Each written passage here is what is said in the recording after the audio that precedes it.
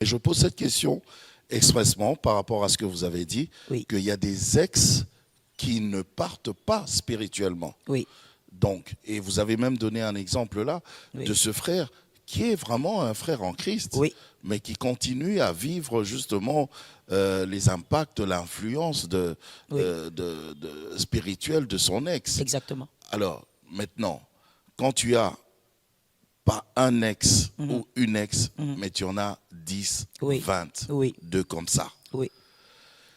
on fait comment? Vous devez vous Je veux détacher, maintenant me marier. oui, avant même de se marier. Voilà, Hein. tonton Jaco, voilà pourquoi j'aime avoir des émissions avec toi. Amen. Oui, parce que comme tu l'as dit, il y a une intelligence. Amen. C'est que j'ai envie de dire, le mariage est une préparation. Pourquoi les jeunes d'aujourd'hui pensent que quand on se marie, on doit juste apprendre comment on prend soin d'un mari, comment on nettoie ses pieds, comment on repasse ses vêtements, comment on s'occupe de ses sous-vêtements, comment on s'occupe d'une femme, la nourrir, les enfants. La préparation, elle est d'abord spirituelle.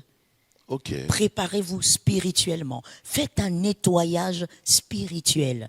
Comment, maman? Détachez-vous par la prière. Et il y a aussi des choses qu'on doit confesser. Vous devez voir un homme de Dieu. Je donne un exemple. Vous avez une copine et vous avez fait un pacte de sang. Plusieurs jeunes l'ont fait. Contrairement à ce que l'on pense, je suis pasteur par la grâce de Dieu d'une assemblée et depuis quelques années dans la pastorale.